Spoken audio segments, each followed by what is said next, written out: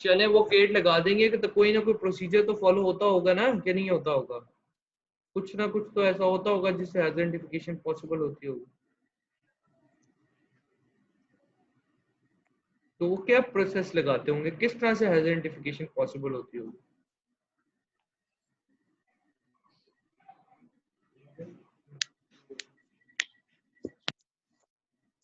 बताएं जरा।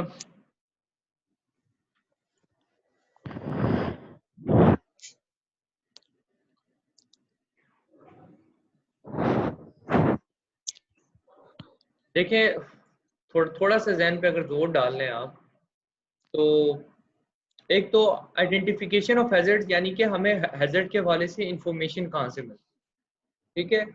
तो हैजर्ड के हवाले से इंफॉर्मेशन आपको कहाँ कहाँ से मिलेगी? आपको प्रीवियस एक्सीडेंट डाटा से मिल जाएगी, एक्सीडेंट रिकॉर्ड से, आपको लेजिस्लेशन से मिल जाएगी, जो मुल्की कवानीन है उससे इंफॉर्मेशन मिल जाएगी रिगार्डिंग हैजर्ड्स, और तीसरी मैन्युफैक्चरर इंफॉर्मेशन से मिल जाएगी, यानी मैन्युफैक्चरर जो इंफॉर्मेशन सप्लाई करते हैं उससे आपको पता लग जाएगा कि किस किस टाइप के हैजर्ड्स प्रेजेंट हैं, ठीक है? क्योंकि वो भी अपनी जो लीफलेट बुकलेट आपको देगा मैन्युफैक्चरर, उसमें बताएगा कि मैं जो आपको प्रोडक्ट दे रहा हूँ उसमें क्या क्या हैजर्ड्स हैं। तो तीन तरीके जो जिसमें मेरा कोई अमल दखल नहीं होगा, बीइंग एचईसी प्रोफेशनल, मेरा ये अमल दखल होगा कि बस मैं वहां से देखूंगा और उसी चीज को एज इट इज लेके चलूंगा। That would be the first step would be कि मैं आइडेंटिफाई करूं कि एक्सीडेंट रिकॉर्ड कितना है, क्या है, और एक्सीडेंट रिकॉर्ड में से इंफॉर्मेशन गैदर करूं, क्योंकि एक्सीडेंट जो प्रीवियस डाटा होगा उससे में इन्वेस्टिगेशन रिपोर्ट्स होंगी, और इन्वेस्टिगेशन रिपोर्ट्स मुझे बताएंगे कि क्या क्या हैजर्ड्स अराइज होते रहे हैं और किस किस वजह से एक्सीडेंट पेश आते रहे हैं। एक तो ये सोर्स ऑफ इंफॉर्मेशन हो गया। एक कवानीन हो गए, लेजिस्लेशन। कानून क्या बताते हैं? कानून बताते हैं कि यार कि हम किस चीज को अलाउ नहीं करते और क्यों क्यों अलाउ नहीं करते और उसकी बेस पे क्या सजा मिलेगी। तो उससे भी आपको पता लग जाएगा कि क्या क्या खतरात होते हैं स्पेसिफिक इंडस्ट्री में। और थर्ड आपके पास मैन्युफैक्चर इंफॉर्मेशन। मैन्युफैक्चर ने एक प्रोडक्ट बनाई और प्रोडक्ट बनाने के बाद क्या किया, उसकी एक बुकलेट भी बना दी, मैनुअल भी बना दिया, जिसमें उस प्रोडक्ट से रिलेटेड सारे हैजर्ड्स मौजूद हैं। जो आपके करने वाला काम है वो है चौथा काम, ठीक है? वो अभी मैं आपको बताऊंगा वो क्या है। तीन जो तरीके काम है वो है, आपको डाटा मिल जाएगा, रिकॉर्ड मिल जाएगा, उसमें आपका ऐसा कोई अमल दखल नहीं होता। सो हमने आइडेंटिफाई जब हैजर्ड्स करना है तो हमारे पास डिफरेंट ये कैटेगरीज हैं हैजर्ड की। ये देखें, हैजर्ड क्या है? Capable of causing physical injury, और इस तरह से हमें फिजिकल इंजरी हो सकती है कि वर्क एट हाइट से कोई गिर सकता है, कोई ऊपर से हमारे से ऑब्जेक्ट गिर सकता है, moving vehicle, machinery, electrical hazards. यानी उन्होंने डिफरेंट टाइप बताई है कि इंसान को इसके अलावा भी इंसान को खतरा लायक होते हैं साइड पे जब वो काम कर रहा होता है, या इवन नॉर्मल लाइफ में भी डिफरेंट खतरात से इंसान जूझ रहा होता है दिन भर में। और हेल्थ के हवाले से वो बता रही है कि कोई भी ऐसा काम आप करते हो, ऑक्यूपेशनल काम करते हो, जिससे आपकी फिजिकल हेल्थ डैमेज होती है, आपको इंटरनल किसी भी तरह से डैमेज आता है आपकी हेल्थ को, आपके गुर्दे, फेफड़े, दिल, even mental fatigue, mental ill health cause होती है। तो वो आपको बता रहा है कि कोई भी ऐसा ऑक्यूपेशन जो आप कर रहे होते हो और वो आपको इल हेल्थ कॉज कर सकता है, वो हेल्थ की कैटेगरी में लाएगा। एब्सेंस ऑफ इल हेल्थ और डिजीज की डेफिनेशन हमने देखी। हैजर्ड आइडेंटिफिकेशन के जो मेथड्स हैं वो है हमारे पास चार, राइट? तीन मैंने आपको बता दिए कि लेजिस्लेशन है जो स्टैंडर्ड या गाइडेंस डॉक्यूमेंट्स के थ्रू बनी होती है, तो हमें वहां से इंफॉर्मेशन मिल जाती है। हमें मैन्युफैक्चरर से इंफॉर्मेशन मिल जाती है। मैन्युफैक्चरर से इंफॉर्मेशन कैसे मिलती है? कि जो हमारा मैन्युफैक्चरर है, जो प्रोडक्ट बना रहा है, वो बता देता है हैंडबुक्स के थ्रू कि हम मेरी प्रोडक्ट में क्या हैजर्ड्स हैं। और लास्टली एक्सीडेंट डाटा या इंसिडेंट डाटा, जिसमें accident, near miss, ill health सबके डाटा मौजूद होते हैं। तो हमें पता लग जाता है कि किस वजूहात की बेस पे ये हैजर्ड जो है हैजर्डियस इवेंट में कन्वर्ट हुआ। अब मुझे एक चीज आप बताइए, केमिकल सेफ्टी डाटा शीट को पता है किसी को क्या होती है? सर वो material safety data sheet MSDS, उसमें लिखा होता है कि यानी कैसा कौन सा मटेरियल है, कैसा मटेरियल है, फ्लेमेबल है, नॉन फ्लेमेबल है, अगर इसके किसी मिकदार तक यूज करना है, यानी कि उसमें बताया होता है कैसे यूज करना है, इसकी सेफ्टी यानी प्रिकॉशंस क्या हैं, ठंडे यानी किस टेम्परेचर पे रखना है, ब्ला ब्ला ब्ला, ये सारी चीजें मेंशन एक्सेट्रा। होती हैं। यानी कि बेसिकली इसको MSDS भी कहते हैं, मटेरियल सेफ्टी डाटा शीट भी कहते हैं। इसको केमिकल सेफ्टी डाटा शीट भी कहते हैं, या इसको खाली SDS भी कहते हैं, सेफ्टी डाटा शीट भी कहते हैं। ठीक है, तो बेसिकली होता क्या है सेफ्टी, ये नॉर्मली केमिकल सेफ्टी से रिलेटेड एक डॉक्यूमेंट है, यानी जहाँ पे भी साइट पे अगर आप कोई किसी भी टाइप का केमिकल यूज करते हो तो उसके साथ उस केमिकल की MSDS होना जरूरी है, मटेरियल सेफ्टी डाटा शीट होना जरूरी है। पहली चीज तो ये आपने ध्यान में रखनी है।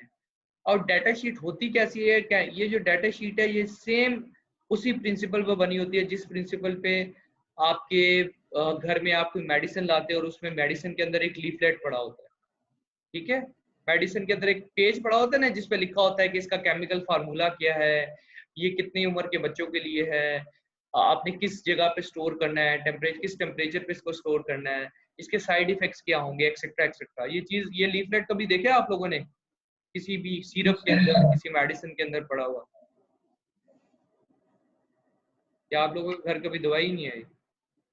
नहीं सर देखा। ठीक है, तो उसी तरह का basically chemical safety data sheet भी वैसी ही होती है, और उसमें आपको सारी इंफॉर्मेशन कन्वे की गई होती है कि ये केमिकल कैसे रिएक्ट करता है, ये फ्लेमेबल है कि नहीं है, इसकी रिएक्टिविटी कैसी है, अगर ये कहीं पे केमिकल स्पिल हो जाता है तो उसको कैसे क्या नाम है वहाँ से स्पिलेज रिमूव करनी है, और ये केमिकल किस किस प्रोडक्ट के साथ आपने नहीं यूज करना है, ये केमिकल अगर इसकी केस में आग लगती है तो आग को बुझाओगे कैसे। सारे सेफ्टी प्रिकॉशन इसमें सेफ्टी डाटा शीट में गिवन होते हैं, हमें बताए गए होते हैं कि हम क्या क्या चीज करें। हमारे जो करने वाला काम है ना वो ये है, ये टास्क एनालिसिस। हम टास्क एनालिसिस बेसिकली JSA जैसा काम होता है। टास्क एनालिसिस में हम करते क्या हैं, इसमें एक वर्ड यूज होता है SREDIM का, SREDIM, SREDIM। SREDIM से मतलब ये है कि you have to select the task, यानी SREDIM का S जो है SREDIM, ठीक है। SREDIM के S से मुराद ये है कि आप पहले टास्क सिलेक्ट करो कौन सी कर रहे हो, आप वर्क एट हाइट कर रहे हो, आप वेल्डिंग का काम कर रहे हो, आप ब्लास्टिंग का काम कर रहे हो, आप ग्राइंडिंग का काम कर रहे हो, क्या कर क्या रहे हो आप। ठीक है, फर्स्ट थिंग इज कि आपने आइडेंटिफाई करना है कि एक्टिविटी क्या होगी, सिलेक्ट द टास्क। सेकंड आपके पास है SREDIM में R से क्या बनता है, record each stage of the task, यानी आपने काम करते हुए जो भी स्टेप्स आते हैं, जो भी आप 10 स्टेप लोगे, 12 स्टेप में डिवाइड करोगे, 15 स्टेप्स में डिवाइड करोगे, हर स्टेप को आपने रिकॉर्ड करना है। फॉर एग्जाम्पल अगर आपने कोई चाय भी बनानी है घर में तो उसका भी स्टेप्स हैं। आप चूल्हा जलाते हो, चूल्हा जलाने से पहले आप माचिस का इंतजाम करते हो, गैस ऑन करते हो, आप देचकी ढूंढते हो, उसमें पानी डालते हो, चीनी डालते हो, ये सारे डिफरेंट स्टेप्स हैं। इसी तरह कोई भी काम अगर आपने करना है तो उसके हर स्टेप को रिकॉर्ड करोगे, ये हर स्टेज को रिकॉर्ड करोगे। Once you have recorded each stage of that particular task, मैं अभी टास्क कंसीडर कर लेता हूँ क्रेन लिफ्टिंग की। क्रेन लिफ्टिंग की हमारी टास्क थी, उस टास्क के हमने सारे स्टेप्स में डिवाइड कर दिया। फिर हम थर्ड स्टेप है हमारा ई फॉर एवेल्युएट। एवेल्युएट का मतलब है जांचो के हर स्टेप से एसोसिएटेड क्या रिस्क है। हमने टास्क को अब स्टेप्स में डिवाइड कर दिया। अब टास्क को स्टेप्स में डिवाइड करने के बाद हम स्टेजेस देखेंगे, एवेल्युएट करेंगे कि हर स्टेज पे क्या क्या रिस्क था। जब हमें पता लग गया कि रिस्क लेवल क्या है हर स्टेज से एसोसिएटेड, फिर हम उस काम से related safe working methods develop करेंगे। डी जो है वो है develop safe working methods.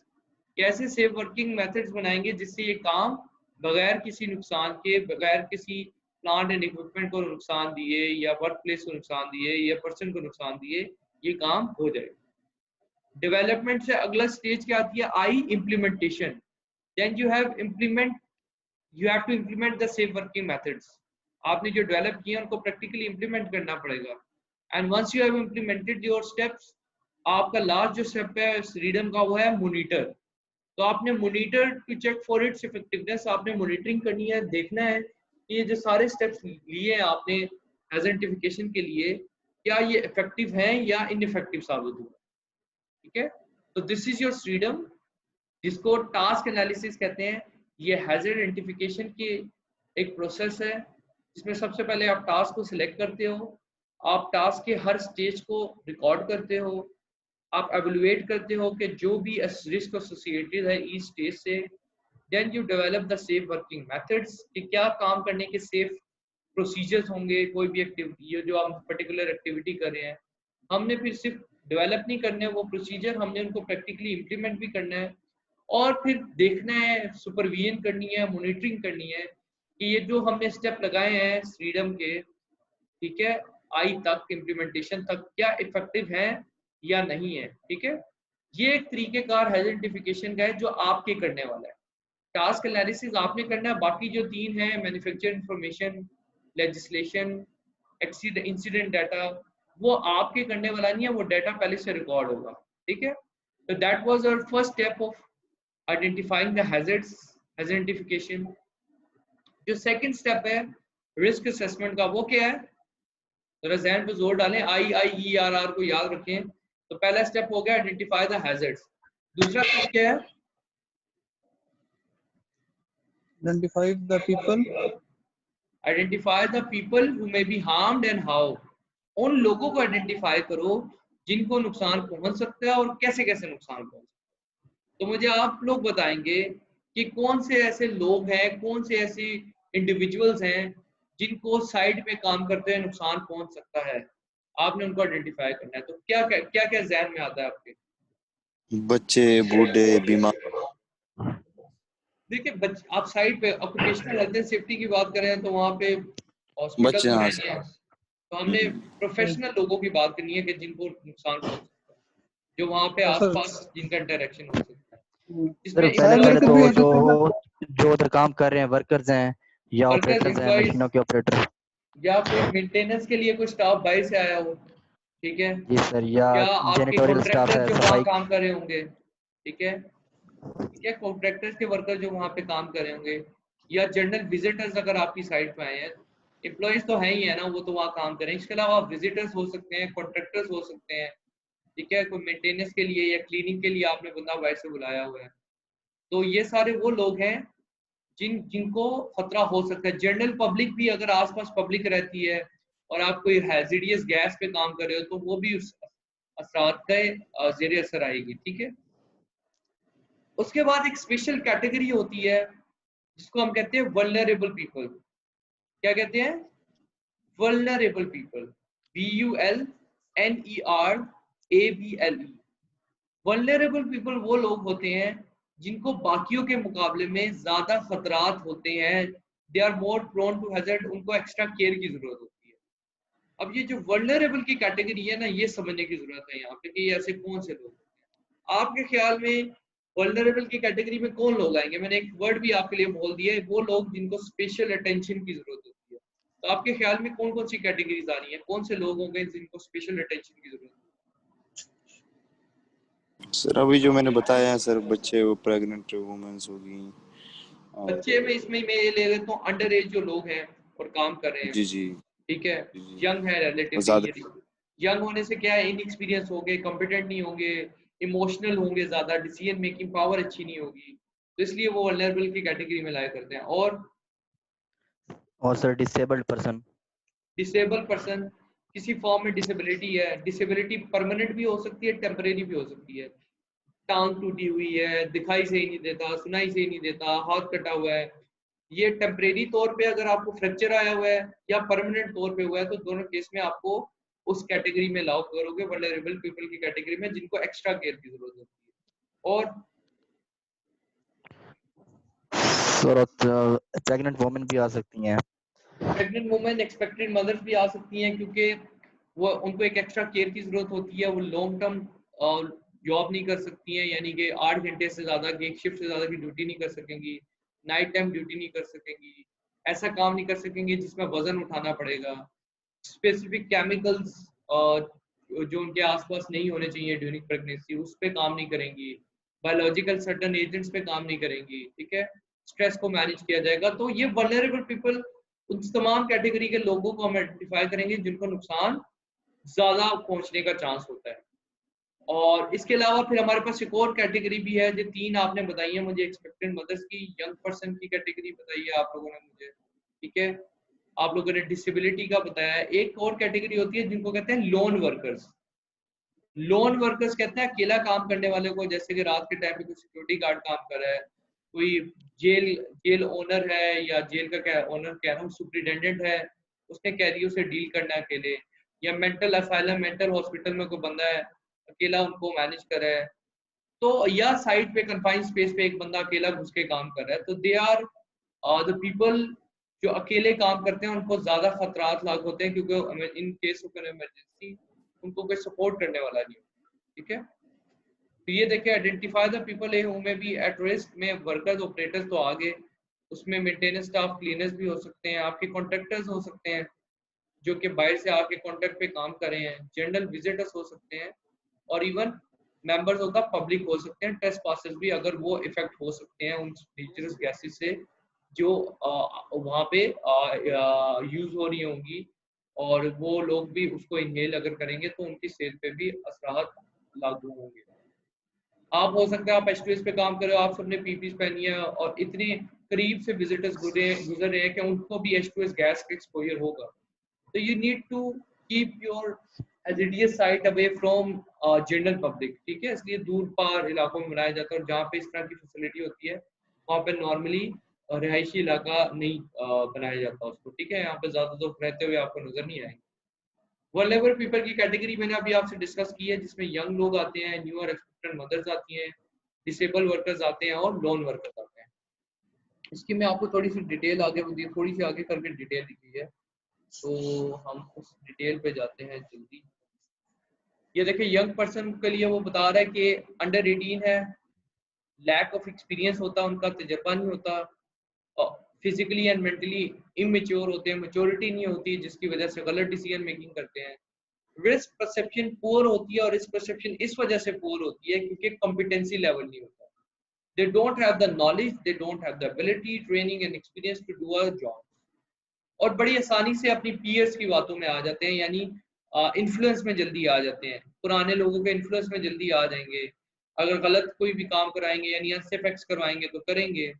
Peer group pressure का आपको बताया था कि जब आप एक जगह काम करते हो तो वहाँ पे ग्रुप्स पॉजिटिव सेफ्टी कल्चर को प्रमोट करें या नेगेटिव सेफ्टी को कल्चर प्रमोट करें, ये ऑर्गेनाइजेशन के ओवरऑल कल्चर पे बड़ा डिपेंड करता है। आपको पता है ये जो पाकिस्तान में खास तौर पे ये मसला था ये टेररिस्ट एक्टिविटीज का, तो उसमें वो यंग लोगों को इस्तेमाल करते होते थे, रिलेटिवली यंग लोगों को इस्तेमाल करते होते थे, 13, 14, 15 साल के लड़के, क्योंकि उनकी सोच को चेंज करना आसान होता है, इन्फ्लुएंस करना उन्हें आसान होता है, कच्ची सोच होती है।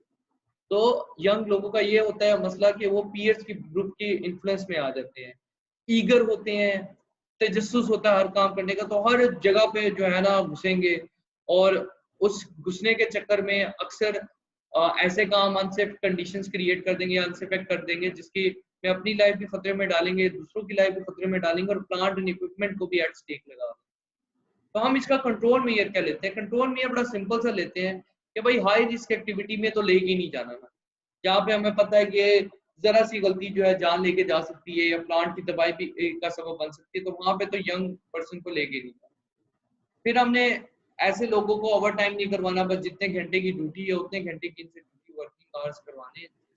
और लास्टली इनके साथ एक ऐसा बंदा रख सकते हैं जो प्रॉपर सुपरविजन से इन सबको काम करवाए, यानी कि होता है ना जब नया कोई लड़का आता है तो उसको ट्रेन करने के लिए आप एक्सपीरियंस बंदे के साथ लगा देते हो, तो ऐसा एक्सपीरियंस बंदा हो कोई जिसको कदम कदम पे ट्रेन करे और सुपरविजन करे और बताए कि कहाँ कहाँ पे इसकी गलती है। एक्सपेक्टेंट मदर्स का जैसे अभी मैंने आपसे डिस्कस किया था, सर्टेन केमिकल्स और सर्टेन बायोलॉजिकल एजेंट्स इनको अटैक जल्दी कर सकते हैं, मैनुअल हैंडलिंग नहीं करेंगी, वजन नहीं उठाएंगी, टेम्परेचर एक्सट्रीम्स जहाँ पे होगा वहाँ पे काम नहीं करेंगी, यानी बहुत ज्यादा हॉट या बहुत ज्यादा कोल्ड टेम्परेचर में, जहाँ पे वाइब्रेशन होती है खास तौर पे यहाँ पे ड्रिलिंग का काम चल रहा होता है तो उसके आसपास वर्क नहीं करेंगी या उस काम में इन्वॉल्व नहीं होंगी। Ionizing radiation alpha rays, beta rays, gamma rays जहाँ पे प्रेजेंट है, खास तौर पे ये पाइपलाइन की पाइप की स्ट्रेंथ को मेजर करने के लिए रेडियोग्राफी की जाती है। आप में से किसी ने रेडियोग्राफी सुपरवाइज करवाई है या देखी हुई है साइड पे? नहीं करवाई है? आरटी देखी है? जी जी, वही वही बता रहा हूँ। तो हाँ, वो उसमें कतर केमिकल्स में तो ना होती थी वो किस पर्पस के लिए होती है? वो मेरे ख्याल से सर खुद तो कभी सुपरवाइज नहीं की, तो जो इन्फॉर्मेशन थी वो जो जॉइंट्स वगैरह वेल्डिंग वगैरह होती है उसको देखने के लिए कोई यानी एग्जैक्टली कि जॉइंट्स की स्ट्रेंथ को देखने के लिए होती है। जी जी कैमरा रेस पास करवाई जाती है और फिर देखा जाता है कि कितनी रेज वापस रिटर्न बैक हुई हैं। लेकिन ये आयनाइजिंग रेडिएशंस होती हैं, ये कैंसर कॉजिंग होती हैं, बर्थ डिफेक्ट्स कॉज करती हैं, और मेल में तो फर्टिलिटी के इश्यूज भी कॉज कर सकती हैं। तो खास तौर पे जब कहीं भी रेडिएशन का साइन देखो तो उससे दूर ही रहो, ठीक है। इसका कंट्रोल मेजर भी ये होता है रेडिएशन का, कि इससे कम टाइम का एक्सपोजर हो, आपका डिस्टेंस ज़्यादा से ज़्यादा हो, और शील्डिंग हो, बीच में कोई शील्ड हो जो आपको प्रोटेक्ट कर सकते हैं। TDS कहते हैं, टाइम डिस्टेंस एंड शील्डिंग, जो आप रेडिएशन से प्रोटेक्ट होने के लिए करते हैं। और हम इसको जैसे अभी डिस्कस किया था, नाइट शिफ्ट में काम नहीं कराएंगे, ऐसा काम नहीं कराएंगे जो ज़्यादा स्ट्रेसफुल होगा, वायलेंस रिलेटेड काम नहीं करवाएंगे जिसमें खतरा होगा वायलेंस का। तो ये हम बेसिकली इन चीज़ों की वजह से एक्सपेक्टेंट मदर जो वनरेबल जो हमारे पास कैटेगरी है इनकी प्रेग्नेंट वुमेन की, उसमें इन वजूहात की बिना पे हम उनकी स्पेशल केयर करते हैं, या हम ये कंसिडर करते हैं कि उनको हैजर्ड से ज़्यादा खतरा है तो ऑब्वियसली कंट्रोल में उस मुताबिक लेंगे। या मैंने आपको बताया डिसेबिलिटी है, किसी भी टाइप की डिसेबिलिटी है, सुनाई नहीं देता, दिखाई नहीं देता, लात टूटी हुई है, बाजू कटी हुई है, तो परमानेंट डिसेबिलिटी भी होती है और टेम्परेरी डिसेबिलिटी भी होती है। तो आपने देखना होता है कि इस बंदे को से हमने काम क्या कराना है। फॉर एग्जाम्पल, अंधे बंदे से हम गाड़ी नहीं चलवाएंगे, ड्राइविंग नहीं करवाएंगे, तो हमने ऐसा काम उसको देना है जो बगैर किसी डिस्ट्रप्शन के वो कर सकता है, और उसमें स्पेसिफिक कंट्रोल मेजर्स भी हमने उसको लगा के देने। लास्ट कैटेगरी बड़ा मजे की है, लोन वर्कर्स, जो अकेले काम करते हैं, ठीक है। ये वल्नरेबल पीपल की कैटेगरी में लाया करते हैं। यहाँ पे लिखा है इनको खतरा क्या होता है, वायलेंस का खतरा होता है, कि अगर अकेले काम कर रहे हैं तो कोई फॉर एग्जांपल लाइक पुलिस वाला है, रात के टाइम अपनी ड्यूटी कर रहा है कहीं पे, ट्रैफिक पुलिस वाला है, अगर उसकी ड्यूटी कहीं लग गई है तो उसको डाकुओं से खतरा हो सकता है। एक बंदा सिक्योरिटी गार्ड वाला बैठा हुआ है कहीं बाहर, और किसी जगह पे रात के टाइम उसको ड्यूटी दी गई है कि आपने बैठा, तो उसको खतरा हो सकता है। तो इस तरह के वायलेंस के खतरात होते हैं, ठीक है, प्रिजनर को।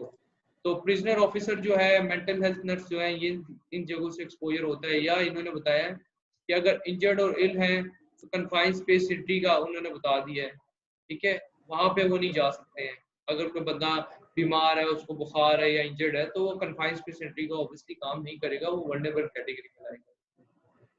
तो ये वल्नरेबल कैटेगरी थी जो हमने डिस्कस करनी थी, और हमने किया कि identify the people who may be harmed and कैसे लोग उस चीज से इफेक्ट होंगे, कौन कौन से लोग होंगे और कैसे कैसे इफेक्ट होंगे।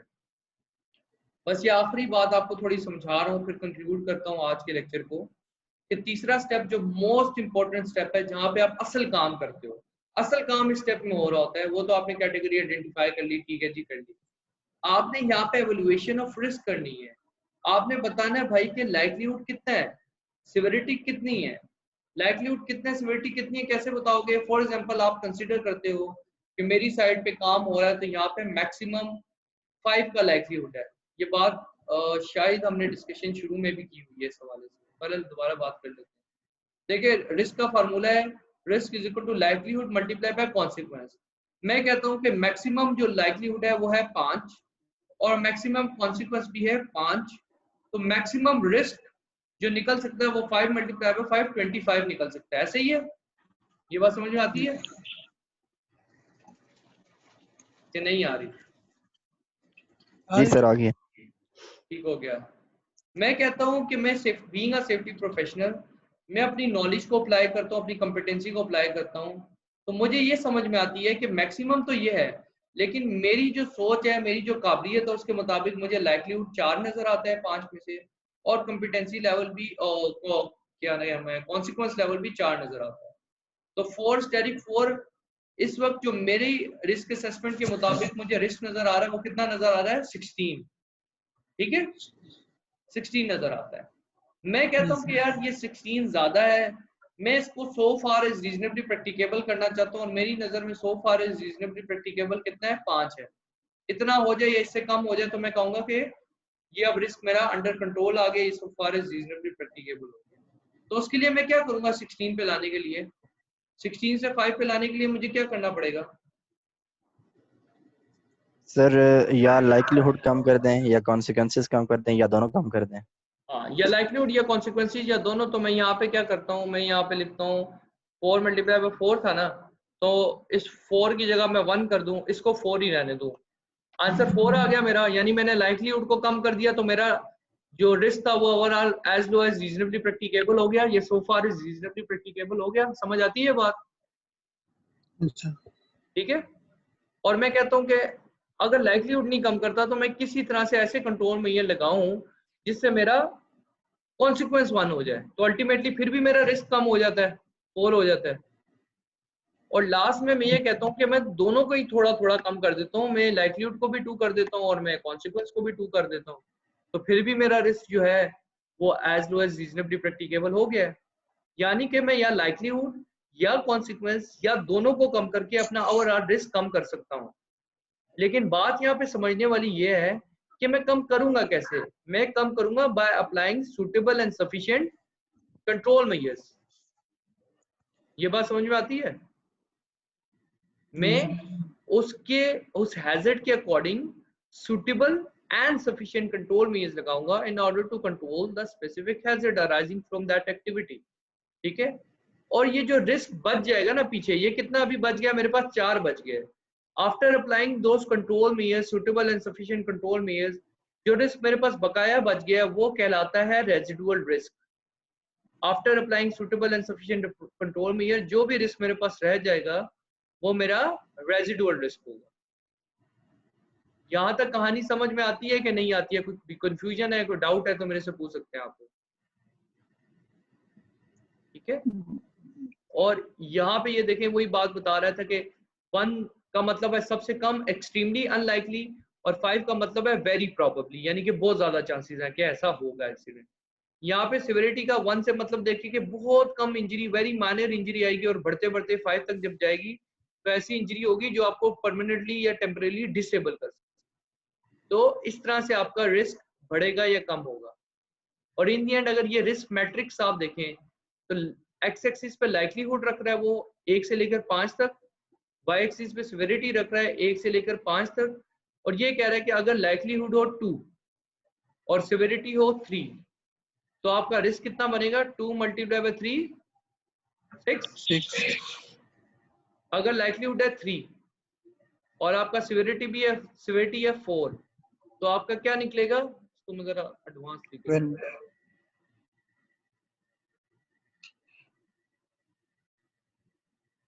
आपके पास मैंने बताया कि यार इस तरह सिविरिटी आपके पास 3, लाइक्लीहुड वुड भी आपके पास 3, तो जब आप 3 मल्टीप्लाई बाय 3 करोगे तो आपके पास क्या आएगा? हमारा रिस्क कितना आएगा? 9। सिमिलरली आपके पास अगर फॉर एग्जांपल 4 है लाइक्लीहुड, लेकिन आपका जो सिविरिटी लेवल है वो है 2, तो आपके पास टोटल रिस्क कितना बना? 8। ये क्लियर हो रही है बात किस तरह बनी हुई है रिस्क मैट्रिक्स?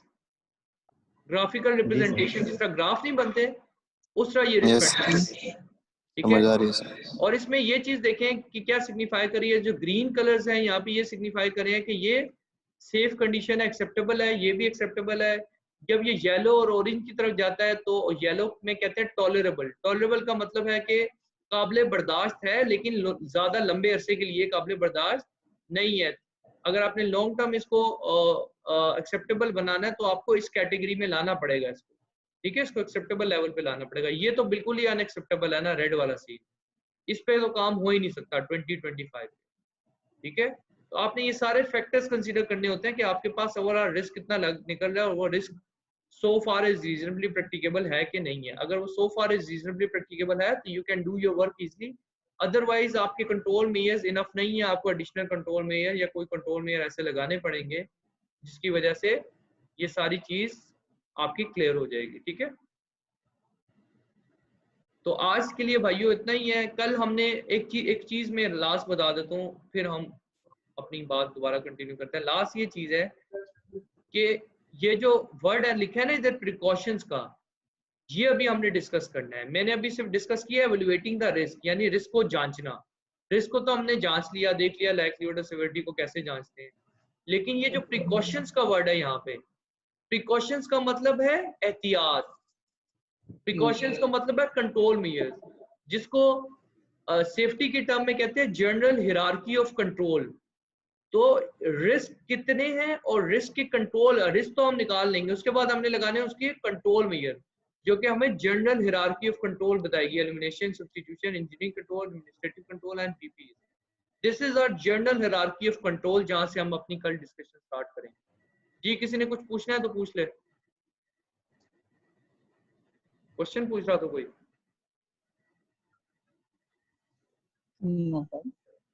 अच्छा यार, आज का टॉपिक बहुत इंपॉर्टेंट है, इसको साथ ही करें, ठीक है, डिले नहीं करना इसमें, आज ही तैयार करें, क्योंकि ये चीज़ फिर भूल जाएगी और फिर मतलब हम आगे बात को रिलेट नहीं कर पाएंगे।